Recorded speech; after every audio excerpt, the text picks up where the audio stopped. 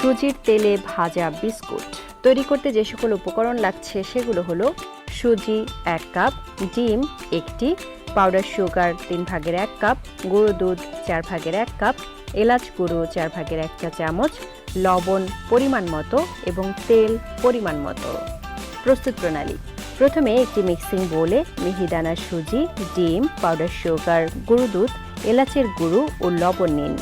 সমস্ত উপকরণ হাত দিয়ে ভালোভাবে মিশিয়ে নিন। সুজির দানা বড় হলে 2 চা চামচ ময়দা মিশিয়ে নিন। ডিমের সাথে সুজির মিশ্রণটি ভালোভাবে মিশিয়ে সফট একটি ডো তৈরি করে নিন। ডোটি কিছুক্ষণ রেস্টে রেখে দিলেই ডোটি বিস্কুট বানানোর জন্য পারফেক্ট হয়ে যাবে। এবার একটি টেবিল চামচ দিয়ে কিছুটা পরিমাণ ডো নিন। এতে প্রতিটি বিস্কুটের সাইজ সমান হবে। এবার 2 হাতে হালকা তেল মেখে নিন। ডোটি প্রথমে হাত ঘুরিয়ে গোল করে নিন। এবার হাতের তালু দিয়ে চেপে চ্যাপ্টা করে বিস্কুটের শেপ দিয়ে দিন। এবার একটি ছুরির সাহায্যে বিস্কুটের উপর হালকাভাবে কয়েকটি দাগ কেটে নিন। একইভাবে সবগুলো বিস্কুট তৈরি করে নিন।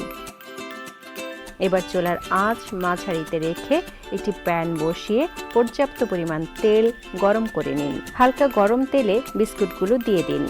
অল্প আঁচে একটু সময় নিয়ে বিস্কুটগুলো ভেজে নিন। বিস্কুটগুলো উল্টে পাল্টে নেড়ে চেড়ে ভাজতে থাকুন।